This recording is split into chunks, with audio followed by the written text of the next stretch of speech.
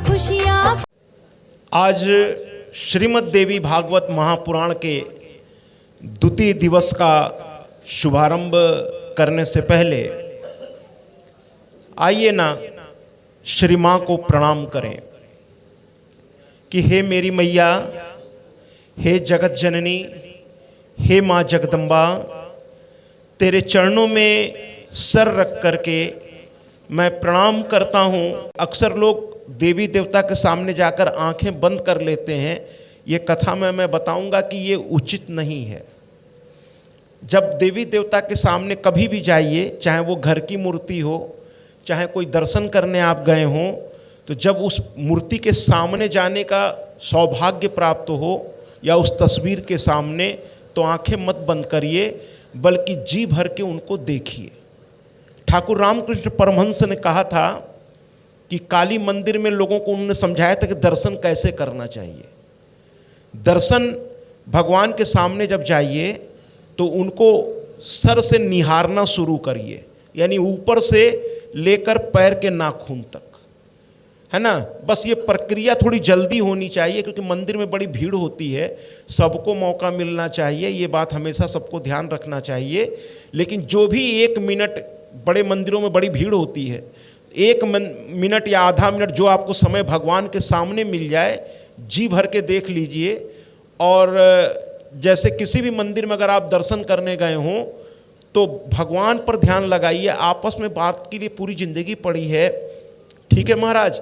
तो जब लाइन में लग जाइए दर्शन के लिए तो उस भगवान के नाम का देखिए, दर्शन करने का भी एक नियम है, तभी उसका फल मिलता है। चामुंडाए बिच्चे, इस पर भी मैं आऊंगा कि अ पर ए पर जो बिंदी लगती है उसको ग उच्चारण करें या म उच्चारण करें। जो संस्कृत के व्याकरणाचार्य हैं, व्याकरणों के बड़े बड़े विद्वान हैं, उनके बीच मुझे बैठने का एक बार सौभाग्य मिला। तो मैंने उनसे ये प्रश्न पूछा कि ए पर जो बिंदी लगती है, कहीं उसको ग कहते हैं, गंग, और कहीं म कहते हैं। तो उन्होंने इस पर विस्तार से चर्चा की और उस पर मैं बाद में आऊँगा, अभी तो प्रणाम प्रक्रिया बाकी है। कि जहाँ पर गंग उच्चारण करेंगे, डॉक्टर साहब इसको जरूर सुनिएगा आप, कि जहाँ पर गंग उच्चारण करेंगे, गंग गणपते नमः, यानी गंग माने गणेश जी का ये मंत्र है। अगर माँ को पुत्र के साथ जोड़ दिया जाए, इसको जरा समझिएगा, माँ को अगर पुत्र के साथ, और वो भी पुत्र कैसा, गणपति जो प्रथम देवता है, जो मैंने पिछले साल भी मैंने कहा था, मेरी कथा की शैली थोड़ी अलग है, क्योंकि मैं शिक्षक रहा हूँ, प्रिंसिपल पद पे रहा हूँ, मेरी कथा की शैली थोड़ी अलग है। तो मैं आपको बताना चाहता हूँ, होता क्या ना, लोग खाली कहते हैं आप मंत्र जाप कीजिए, लेकिन मंत्र को सही उच्चारण, जबकि अगर आप देवी भागवत पढ़ें तो जब सुमेधा ऋषि से राजा सुरथ ने और जो वो वैश्य था, उस वैश्य ने पूछा, समाधि वैश्य, कि हमें मंत्र का सही उच्चारण, जब तक सही उच्चारण नहीं होगा देवता तक वो बात पहुंचती नहीं है ठीक से। इसलिए मैं डॉक्टर साहब को इसलिए मैंने कहा कि इस मंत्र को, चूंकि वो माँ के भक्त हैं, न केवल स्वयं बल्कि वो दूसरों को भी बताएंगे कि इसको 2 तरीके से आप जाप कर सकते हैं। बिंदी लगते ही इसमें थोड़ा सा कंफ्यूजन क्रिएट हो जाती है। कुछ लोग कहते हैं म लगाइए, एम, ह्रीम, क्लीम, ऐसे कहते हैं। कुछ लोग कहते हैं नहीं नहीं, इस पे गंग लगाइए, एंग, ह्रिंग, क्लिंग, ऐसे बोलिए। मैं दोनों ही बातें व्याकरण के बहुत ही दृष्टिकोण के साथ ये बात प्रमाणित कर रहा हूं, दोनों ही सही है। लेकिन जब गंग लगाएंगे तो गणेश जी भी उसमें स्मरण हो जाएंगे। हाँ, तो ऐंग माने, उसमें ऐंग माने वाग बीज मंत्र है ये माँ सरस्वती का, और उसमें गंग लगा दिया तो गणपति भी आ गए। इसी तरह ह्रिंग, ये महालक्ष्मी का महाबीज है, माया बीज। इस मंत्र को एकमात्र ये मंत्र है, मैं बड़े गर्व से कहता हूं, जिसको बीज मंत्र कहते हैं। बीज का मतलब तो आप समझते होंगे, यहाँ गांव के लोग हैं। बीज माने जिससे पौधा निकलता है, यानी जो मूल होता है, बीज से ही सब कुछ होता है। मनुष्य का जन्म भी एक बीज से ही है। अब वो चाहे शुक्राणु रूप में है, लेकिन वो बीज है। तो कहते हैं कि बीज, तो ये बीज मंत्र है, तो उसमें ग लगा दीजिए। तो कुछ विद्वानों का तर्क है कि ग लगाएंगे तो इससे मुक्ति नहीं मिलेगी। इससे क्या मिलेगा? आपके मन वांछित इच्छा की प्राप्ति हो जाएगी। सुनिए कितना मजेदार बात मैं बता रहा हूं आपको। लगाएंगे तो मन वांछित इच्छा की प्राप्ति होगी, और अगर म लगाएंगे लास्ट में, ह्रीम क्लीम ऐम, तो मोक्ष की प्राप्ति हो जाएगी। इस मंत्र में बड़ी चमत्कार है। अरे इस मंत्र का जाप तो भगवान विष्णु भी करते हैं महाराज, शिव भी करते हैं, ब्रह्मा भी करते हैं। तो म लगाइए तो मुक्ति आपको प्राप्त होगी। अब आपकी इच्छा है इस मंत्र को किस रूप में आप लेना चाहते हैं। ओम जय मां। कल मधु कैटब उत्पन्न हो चुका था और वो समुद्र में मस्ती कर रहा था। देखिए, अगर किसी सज्जन व्यक्ति को दौलत मिल जाए या ताकत मिल जाए या ऐश्वर्य मिल जाए तो उसका वो सदुपयोग करता है, और किसी दुर्जन व्यक्ति को अगर यही चीज मिल जाए, दौलत, ताकत और ऐश्वर्य, तो उसका वो दुरुपयोग करता है। जैसे रावण ने बहुत साधना करके सब कुछ प्राप्त किया, लेकिन बाद में उसने दुरुपयोग करना शुरू कर दिया। जितने भी राक्षस हैं, राक्षसों से भी सीखिए महाराज, जबकि हम उनसे घृणा करते हैं, अरे राक्षस थे वो, लेकिन जरा देखिए उन्होंने भी पहले साधना की थी, तपस्या किया था। उनको डराने के लिए तरह तरह की चीजें की गई, लेकिन वो तपस्या से उठे नहीं, है ना। जब रावण तपस्या करता था, छोटा था, बच्चा था, बस उसके दिमाग में था कि हमें दुनिया के सबसे ताकतवर बनना है। और वो तीनों चारों भाई बहन एक जंगल में चले गए जहां कोई जाता नहीं था। लोग कहते तो वहां भूत प्रेत रहता है। रावण के उस हिस्से को कोई देखता ही नहीं, लोग बस उसकी उस दुष्टता को देखते हैं। लेकिन उसके पहले उसने साधना कितनी की है ये तो देखिए महाराज। तब वो सोने की लंका का राजा बना बैठा था। ऐसे नहीं मिलती है कोई चीज किसी को। जीवन में जिसने भी सफलता पाई है उसने बड़ी साधना की है, बड़ी साधना की है। आपके यहाँ कथा करने के बाद मैं विंध्याचल में कथा, फिर उसके बाद मैं गुजरात तक पहुंच गया, लेकिन ये सब साधना से होती है। आपको क्या लगता है कि मैं घर बैठे बैठे इतना कुछ कर ले गया? ऐसा नहीं है, बड़ी साधना होती है, इसमें बड़ी साधना होती है। तो हर चीज साधना से मिलती है। और रावण जब प्रचंड तपस्या करने लगा तो भयंकर बारिश उसके ऊपर हो रही, लेकिन वो एक पैर पर खड़ा था, दूसरे पैर को उसने घुटने के पास ऐसे मोड़ रखा था और हाथ ऊपर की ओर, और बस एक ही मंत्र का जाप, ओम नमः शिवाय। हर उसके इष्ट थे भगवान शिव, जैसे हमारी इष्ट है हमारी मैया। आप अपने इष्ट का मंत्र जाप करिए और साधना करिए।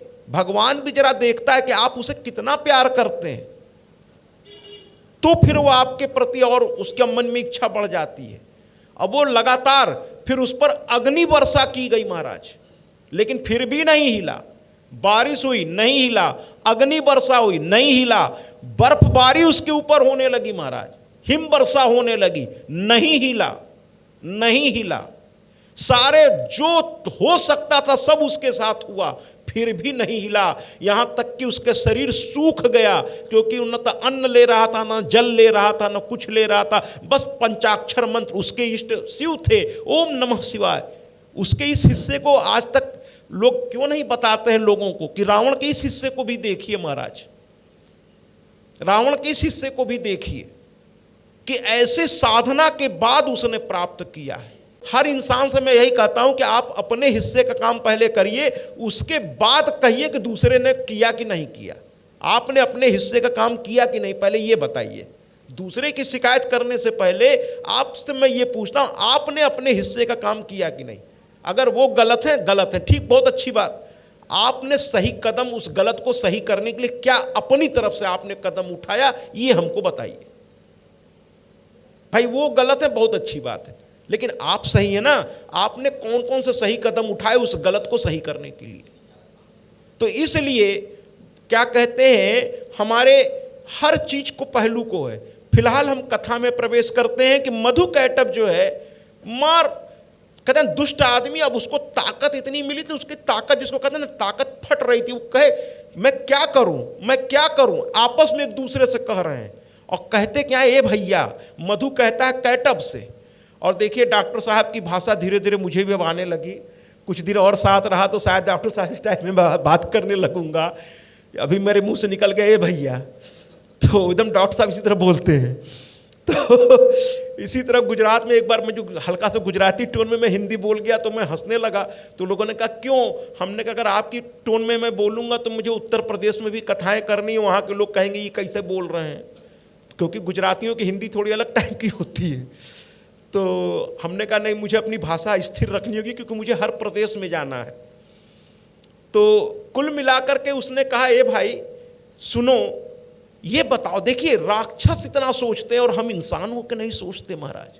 राक्षस कह रहा है, एक राक्षस दूसरे से कह रहा है, क्या कह रहा है, ये भाई ये बताओ, इस जल पर हम लोग खड़े हैं और ये जल आखिर किस चीज पे खड़ा है?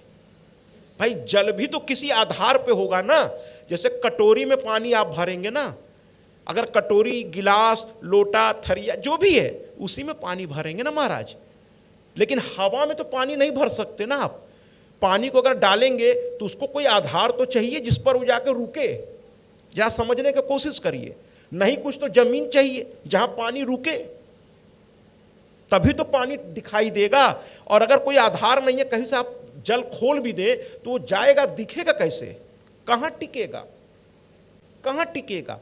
तो ये प्रश्न बड़ी सुंदर सी मधु ने कैटअप से पूछ दिया कि ये जल किस पर टिका है। भाई ये इतना सारा जल दिख रहा है और कुछ दिख नहीं रहा है, यानी प्रलय हो गया है। और प्रलय हुआ है तो बहुत अच्छी बात है, सब खत्म। लेकिन सब खत्म, देखिए एक राक्षस की विद्वता तो देखिए। आदमी की केवल निगेटिव चीज को नहीं देखना चाहिए, उसका पॉजिटिव चीज भी देखिए कि एक राक्षस होकर वो पूछ रहा है। और हम और आप चिंतन नहीं करते हैं कि भगवान है कि नहीं। अरे भगवान नहीं है तो फिर ये कैसे सब हो रहा है, ये मौसम कैसे बदल रहा है? भौगोलिक कारण है, मैं मानता हूं, लेकिन इस भौगोलिक कारण को क्रिएट करने वाला भी तो कोई होगा। तो ये चिंतन करना चाहिए, तब भगवान का अस्तित्व समझ में आता है। तो वो चिंतन कर रहे हैं कि ये जल किस पर आधारित है। और अंत में दोनों भाई चिंतन करते हैं और पानी में हल्के हल्के हाथ मार करके देखने का प्रयास कर रहे हैं कि ये पानी का आधार क्या है। और ये ताकत इतना इनमें था कि जब ये पानी पर हाथ मारते तो बड़ी बड़ी लहरें उठने लगी महाराज। अब उससे जलचर अंदर के जीव जंतु घबरा गए कि ये राक्षस कर क्या रहे हैं। अब वो दोनों हाथ से पानी को मार के आधार खोजने की कोशिश करने लगे। अब देवताओं को लगा कि ये बड़े ताकतवर हैं, इनका एक एक हाथ जल पर बहुत भारी पड़ रहा है, समुद्र में तूफान आने की आशंका हो गई महाराज। तब देवी मां को लगा कि नहीं ये तो गड़बड़ हो जाएगा। तो अचानक से एक बड़ी जोर से आवाज गूंजने लगी और ये समझ नहीं पाए, क्योंकि जब तक साधना नहीं करेंगे महाराज ना, अच्छी बातें समझ में नहीं आएंगी। आप इस भौतिक शरीर से रात दिन जाने अनजाने में न जाने कितने पाप आपसे हो रहे हैं, आपको पता भी नहीं है। बहुत सी चीजें तो आप जानबूझ के करते हैं, बहुत सी चीज अनजाने में कर बैठते हैं और आपसे हो रहा है पाप। अरे जब भीष्म पितामह अनजाने में गलती कर बैठे और उन्हें भोगना पड़ा, हम आप क्या चीज है महाराज? जिसने ऐसा प्रतिज्ञा लिया, और वो भी किसके लिए? अपने पिता के लिए। पिता दूसरी शादी करने जा रहे हैं महाराज, लेकिन पुत्र कैसा देखिए। पुत्र कहता है ठीक है महाराज, मेरे पिता को ये पसंद है। तो वो लड़की के पिता कहते हैं कि नहीं नहीं, मैं अपनी पुत्री तभी तुम्हारे पिता को दूंगा जब मेरी पुत्री से जो लड़का होगा वो राजा बनेगा, तुम नहीं बनोगे। तो पुत्र कहता है तैयार हूं मैं अपना अधिकार छोड़ दूंगा, लेकिन मेरे पिता आपकी पुत्री से विवाह करना चाहते, कृपया उनका विवाह कर दीजिए। एक पुत्र कह रहा है मैं पुत्र हूं और पिता को दुखी मैं नहीं देख सकता। ऐसा भीष्म पितामह। फिर उन्होंने कहा ठीक है, तुम तो राजा नहीं बनोगे, कल को तुम्हारा लड़का कहेगा कि अधिकार मेरा है, ये झगड़ा तो बना रहेगा। तो कहते हैं मैं भीष्म प्रतिज्ञा लेता हूं कि मैं विवाह नहीं करूंगा, मैं आजीवन ब्रह्मचारी। माने एक लड़का अपने पिता के दूसरे विवाह के लिए अपने विवाह से संसार को मना कर देता है। ऐसा आदरणीय पुत्र कहां मिलेगा महाराज? लेकिन उनको भी तकलीफ हुई। जब अंत में वो मरे तो सैया, बाणों की सैया पर लेटे हुए थे, जब भगवान उनके सामने आए तो कहने लगे जीवन में मैंने कभी कोई गलती नहीं की, फिर भी मुझे ये तकलीफ हो रही है मृत्यु के समय। तो भगवान ने कहा आपने जीवन में बस दो ही बहुत बड़ी गलती की है, एक जानबूझ के की है और एक अनजाने में। इसलिए जब भी दुख आपके जीवन में आवे तो अपने कर्मों की ओर देखिए कि कहाँ गड़बड़ हो रहा है महाराज, कहाँ गड़बड़। अगर आप अपनी गड़बड़ी को पकड़ लेंगे महाराज ना, तो आपके दुख दूर हो जाएंगे। इसीलिए किसी झाड़ फूंक वाले के यहां मत जाइए, किसी इधर उधर मत जाइए, घर में बैठ के एक बार सोचिए कि हमसे कहां गड़बड़ हुई है, ठीक है ना। तो भीष्म पितामह से उन्होंने कहा दो गलती हुई, एक जानबूझ के हुई, एक अनजाने में हुई। भीष्म पितामह ने कहा बता दीजिए। तो कहे कि जब द्रौपदी का चीरहरण हो रहा था, किसी स्त्री को उस अवस्था में देखना जिस अवस्था में संसार के किसी भी व्यक्ति को ये अनुमति नहीं है, केवल उसके पति को है और बचपन में उसके माँ बाप को है, उसके अलावा किसी को ये अनुमति नहीं है। ये महापाप है उसको उस अवस्था में देखना। केवल एक पति और माँ बाप को ही अनुमति है इसकी। और आप सामने आपकी बहू का चीरहरण हो रहा था और आप चाहते तो एक बार अगर आप धनुष उठा लेते, आपके धनुष के सामने विश्व में कोई टिक सकता है क्या? कोई टिक सकता है? आप उठ जाते कि मेरे सामने मेरी पुत्र वधू का अपमान हो रहा है, चाहे मेरी जान चली जाए, लेकिन मेरे पुत्र वधू का मेरे जीते जी उसका आंचल भी कोई छू नहीं सकता। अगर आप उठ गए होते तो आप बहुत बहुत और महान हो जाते। लेकिन आपने क्या किया कि नहीं, मैं तो इस कुर्सी का से बधा हूं, इसलिए आपने मुंह घुमा लिया और वो स्त्री आपको आवाज। तो जब कोई दुख से भरा हुआ कोई व्यक्ति आपको आवाज दे रहा हो, या जीवन में कोई चीज आपको समझाने के लिए कोई आपको आवाज दे रहा हो, उसकी आवाज को अगर आपने अनसुना किया महाराज, तो ये भी बहुत बड़ा पाप है। मैं तो बड़ी मस्ती में रहता हूं, क्योंकि मुझे लगता है ये 3 घंटे मेरे जीवन का मेरी मैया के चरणों में है। और जब मैया सामने हो तो किसी और के बारे में क्या सोचना कि कौन क्या सोचेगा। मुझे तो मेरी मैया को खुश कर देना है। आज ये मौका जीवन में है ना, हमें तो खैर बार बार मैया दे रही है अलग अलग कथाओं में, लेकिन आपको साल में एक बार मिलका दोबारा मिला, ये बहुत बड़ी बात है। इस क्षण का एक एक क्षण का आनंद उठाइए, पता नहीं फिर कब मिलेगा कि नहीं मिलेगा, इसका एक एक क्षण का आनंद उठाइए। अपनी मैया को इतना प्रसन्न कर लीजिए कि वो आपके दिल में आके बस जाए। और भगवान कहते हैं, जानते हैं भगवान को अगर दिल में बसाना है तो बाबा तुलसी ने बड़ी सुंदर लाइन, एक एक शब्द विद्वानों का ध्यान से सुनिए, पढ़िए, आपका जीवन बदल सकता है। विद्वान आपको बहुत सही रास्ता दिखा सकते हैं। बाबा तुलसी लिख के गए हैं, है ना, इशारे इशारे में उन्होंने बहुत कुछ कहा है। बाबा तुलसी कहते हैं कि जब भरत ने राम से पूछा कि आपको पाने का सबसे सरल उपाय क्या है, भगवान किसके हृदय में रहते हैं, तो बाबा तुलसी राम से कहलवाए हैं और लिख दिए हैं कि मोहे छल कपट न भावा। भगवान ने एक ही लाइन में अपनी परिभाषा दे दी है। कहते हैं मैं हर उस व्यक्ति के हृदय में रहने को तैयार हूं जो छली और कपटी नहीं है, जो किसी को छल नहीं करता। छल का मतलब यह है कि हृदय में कुछ है, जबान पर कुछ है, हरकतें कुछ और हैं, इसको छली कहते हैं। जो हृदय में है वही मुंह से निकालिए और वही हाथों से करिए, फिर आप छली नहीं है, कपटी नहीं है आप। छल माने जो धोखा देता है, जो हमेशा दूसरों को धोखा देने पे करता कुछ है, जताता कुछ है, बोलता कुछ है, इसी को छली और कपटी कहते हैं। भगवान कहते हैं मैं ऐसे लोगों के हृदय में नहीं रहता। ठीक है महाराज। तो कुल मिलाकर के मधु और कैटप जो है उस आवाज को सुने, लेकिन साधना अभी नहीं थी इसलिए वो समझ नहीं पाए। तो दोनों देखिए राक्षसों को समझ में आ गया महाराज, इंसानों को समझ में क्यों नहीं आता। वो तुरंत आसन लगा के बैठ गए कि इस आवाज को अगर समझना है तो साधना करनी पड़ेगी। और आवाज गूंज रही लगातार, आवाज बढ़ती जा रही है। बैठ गए और आंखें बंद कर ली महाराज और लगे चुपचाप। उनको कुछ आता जाता तो उस समय था ही नहीं, क्योंकि संसार में कुछ था ही नहीं, न शास्त्र थे न वेद, भाई इंसान ही नहीं था, कोई था ही नहीं। तो वो आंख बंद करके बस बैठ गए और अपने मन को एकाग्र करने लगे। ये जो आप बैठे हैं कथा में क्या है? मन की एकाग्रता, जो मन की चंचलता, भौतिकवादी दुनिया में थोड़ा ये भी देखना है, वो देखो कहीं नुकसान न हो जाए, ये जो मन की चंचलता उसको एकाग्र करने का स्थान है कथा स्थान। कुछ देर के लिए दुनियादारी आपको भुलवा देती है अगर आप कथा में डूब जाएं तो, और यही वो क्षण है जब आप भगवान के नजदीक हो जाते हैं। जब आप दुनिया से कट गए तो भगवान के नजदीक आ गए महाराज। इसीलिए कथाओं में आना चाहिए। तो वो एकाग्र होके बैठ गए और थोड़ी देर बाद पता नहीं कैसे उनके एक सामने आकृति उभरने लगी। देखिए एकाग्रता की कितनी ताकत होती है। एक आकृति उभरने लगी और वो कोई देवी स्वरूपा आकृति उन्हें नजर आई, और अचानक जब उसमें और उनका मन डूबने लगा, वो आवाज जो गूंज रही थी वो उनके कानों में स्पष्ट होने लगी। महाराज आइए ना, तालियों से एक बार इस मंत्र का स्वागत करें। ये मंत्र प्रकट हो रहा है और कितनी साधना से प्रकट हो रहा है। इसको प्रकट कराने वाला भी कोई, मतलब देखिए एक राक्षस है महाराज, और मंत्र प्रकट हो रहा है।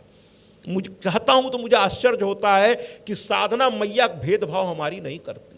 दोनों उसकी संतानें हैं, ये दोनों ही उसकी संतानें हैं। साधना कोई भी कर ले, अरे मेरी मैया इतनी करुणामयी है महाराज। आज एक गीत बजाऊंगा जो डॉक्टर साहब और मेरे भाव को भी प्रकट करेगा और ब्रह्मा विष्णु महेश के भी भाव को प्रकट करेगा जब माँ को वो देखेंगे। ये डॉक्टर साहब ने दोबारा कथा क्यों रखी, ये उस गीत से आपको पता चल जाए कि जो हम लोग माँ के भक्त हैं वो माँ के बारे में हमारा विचार क्या है। तो कुल मिलाकर के यहाँ पर वो एकाग्र हो गए और वो मंत्र गूंज रहा था महाराज, गूंज रहा था। और मंत्र पैदा इस संसार में हुआ तो एक राक्षस की वजह से महाराज। हम लोग इस हिस्से को भूल जाते हैं, बस आदमी की गलत चीजों का, अरे ये तो गलत है, ये तो गलत है। अरे उसकी कुछ अच्छी चीजें भी हैं जीवन में, हर अच्छे में भी कुछ गलत होता है और हर गलत में भी कुछ अच्छा जरूर होता है। ऐसा हो ही नहीं सकता कि वो पूरी की पूरी गलत हो, है ना। थोड़ा देखने का नजरिया बदलना पड़ेगा।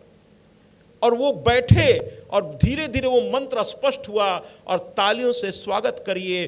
पहला मंत्र आपके सामने देवी भागवत का, सर्वश्रेष्ठ मंत्र, केवल देवी भागवत का नहीं बल्कि पूरे संसार, पूरे ब्रह्मांड का, और वो मंत्र था ऐं।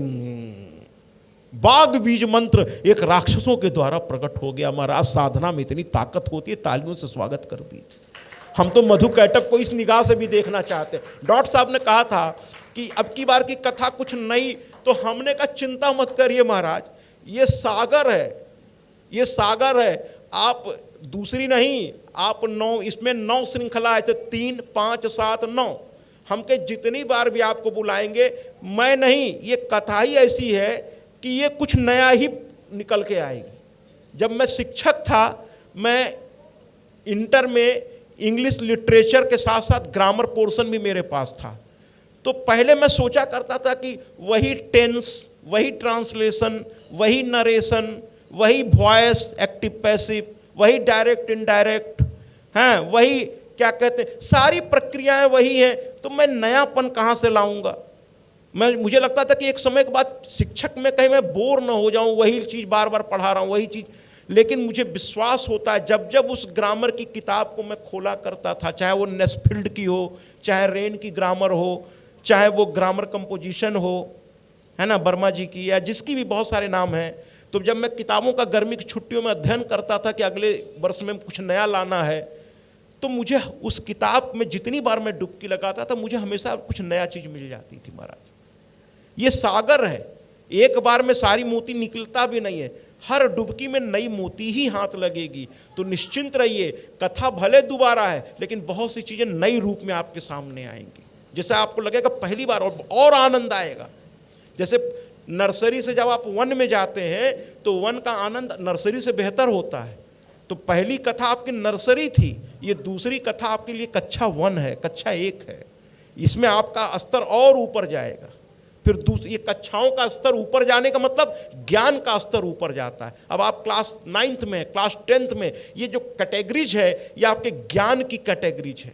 इसीलिए जब कक्षा में पढ़िए तो मन लगा के पढ़िए, उस कक्षा का जितना भी ज्ञान उसको प्राप्त कर लीजिए, नहीं तो अगली कक्षा में आपको दिक्कत हो जाएगी, क्योंकि पिछली कक्षा में आपने अगर ठीक से नहीं पढ़ी तो अगली कक्षा का पढ़ाई का स्तर और ऊपर है, फिर आपके समझ में नहीं आएगा। ये सब बातें बड़ी गहरी हैं, उस पर हम अभी ज़्यादा नहीं जाना चाहते। तो कुल मिलाकर के मधु और कैटअप को वो मंत्र स्पष्ट होने लगा और अचानक आकाश में एकदम स्पष्ट सुनाई उन्हें देने लगा, एंग एंग एंग, और वो उसी मंत्र का जाप करने लगे महाराज। जाप करते करते साधना करनी पड़ती है, करते करते करते करते हजारों वर्ष बीत गए। अंत में मां प्रकट हो गई महाराज, और प्रकट हो गई तो ये दोनों साष्टांग लेट गए उनके चरणों में, है ना, और कहने लगे आप ऐसी स्वरूप में दिखती हैं। मां मुस्कुरा दी, मेरे अनंत स्वरूप हैं, तुमने तामसी प्रवृत्ति से मुझे पूजा है, इसलिए मैं तामसी स्वरूप में तुम्हारे सामने प्रकट हो गई हूं। मेरे रूप बहुत हैं, जिस रूप में मुझे चाहोगे उस रूप में मैं तुम्हें मिल जाऊंगी। तुमने तामसी स्वरूप में मुझे चाहा है, मैं तामसी स्वरूप में, बोलो, क्योंकि मैं तुम्हारे अंदर को समझती हूं, तुम्हें जो चाहिए मांग लो। और वो मां जानती थी ये राक्षस क्या मांगेगा। उसने कह दिया हमारी मौत ना हो, हमारी मौत ना हो, किसी भी तरह हमारी मृत्यु ना होने पावे।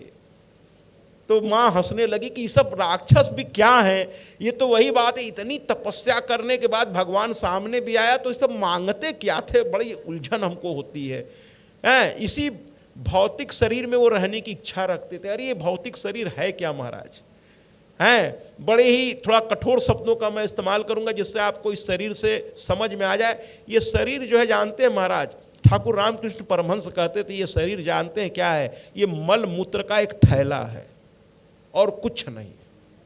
ये ऊपर की चमड़ी हटाइए, अंदर के दृश्य देखकर आपको घिन लगेगी। अंदर है क्या इस शरीर में। ये शरीर से साधना करिए और साधना से मुक्ति मांगिए।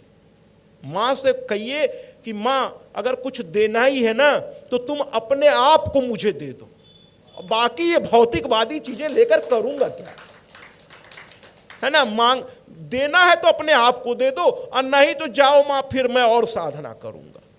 जिस दिन तुम मुझे इस लायक समझ लेना है उस दिन मुझे रिजल्ट देना। अगर मुझे तुम्हें लगता है कभी मुक्ति के मैं लायक नहीं हूं तो अभी मुझे और साधना करने दो, और साधना करने दो। और जरा मैं बावरा, मैं अपने बारे में आपको बता दूं कि मैं भी कितना बावरा हूं। एक बड़ा यज्ञ हो रहा था एक जगह गुजरात में भी, बड़े भारी पैमाने पे। तो गुजरात में आचार्यों ने मुझसे पूछा कि महाराज जी आपकी भी कोई इच्छा हो तो मांग लीजिए मैया से। हम कह रहे हमारी इच्छा तो सारी इच्छाओं से बहुत बड़ी है। तो कहे फिर मांगिए, देर किस बात की। हमने कहा अभी मांग लेते हैं, हम तो अपने माँ बाप के सामने खड़े हैं, मेरी तो माता भी यही है, पिता भी यही है, इससे नहीं मांगेंगे तो किससे मांगेंगे महाराज। ये दाता है, सब झोली फैलाए खड़े हैं और मेरी झोली सबसे बड़ी है, क्योंकि मुझे ये भ्रम है कि मैं इसका बहुत बड़ा भक्त हूँ। अब ये भ्रम ही है और क्या कहूँ, क्योंकि मुझसे भी बड़े बड़े भक्त पड़े होंगे संसार में, लेकिन मुझे भी भ्रम है। तो मैंने कहा मेरा तो हक है इस पर, मैं मांगूंगा। तो उन लोगों को लगा मैं कोई बहुत ऐसी चीज मांगने, क्या महाराज मांगिए, हम भी सुनना चाहते हैं कि आप जैसा व्यक्ति, मतलब ये उनके शब्द हैं कि आप जैसा आदरणीय व्यक्तित्व का धनी, देखिए मांगता क्या है, आपसे सीखूंगा हम लोग भी। हमने कहा सीखिए, आइए ना, आइए मांगते हैं। गुजरात के पंडितों को मैंने इकट्ठा किया, वो बड़े विद्वान लोग थे वहाँ की धरा में वाकई जो दौलत है या जो भी है, वाकई उस मिट्टी में कुछ तो है महाराज। वहाँ की औरतें तक संस्कृत में मंत्रों का उच्चारण करते मैंने देखा है अपनी आंखों से। गुजरात का हर बच्चा जो है, मतलब उसको शायद किसी आचार्य की जरूरत नहीं है। वहाँ की औरतें जब कलश यात्रा निकलने वाली थी, मैं घर पहुंचा, आप यूट्यूब पे देख लीजिएगा, वो पूरा पड़ा है दृश्य। गुजरात का क्या स्थिति थी कि गुजरात में मैं जब उस जो मुख्य आयोजक हैं तो उनके गेस्ट हाउस में मुझे ठहराया गया था, वहाँ से फिर उनके घर पे मुझे लाया गया। और जैसे ही मैं उतरा वहाँ औरतों का एक समूह खड़ा था, काफ़ी बहुत सारी औरतें, उसमें वयोवृद्ध भी थीं, युवा भी थीं, बहुएं भी थीं। और मैं भी थोड़ा गुजराती कल्चर देखने के लिए उत्सुक था, तो मैं आगे बढ़ा और वहाँ बाकायदा बैंड वाले भी थे। जैसे ही मैं उतरा वो लगे बजाने जो ढम ढम ढम ढम ढम ढम, उनकी अपनी एक वहाँ का अलग। हमने कहा जरा यहाँ की प्रथा तो देखें क्या होती है महाराज। तो कुल मिला करके मैं जैसे ही दरवाजे पहुँचा, औरतें वहाँ संस्कृत में लगी मंत्रोच्चार करने। औरतें महाराज, ना कोई आचार्य ना कोई, औरतें मंत्रों का उच्चारण कर रही हैं। और क्या उन्होंने समा बांधी हैं, और उनको बताना नहीं पड़ा। उन्होंने कहा महाराज जी दाहिने पैर का अंगूठा बाहर करिए। मैंने कर दिया। अच्छा, महाराज जी नहीं बोलते, वहाँ बोलते महाराज जी को बाप जी, सीधे अपना पिता उनको कह देते हैं कि बाप जी दाहिने हाथ पैर का अंगूठा।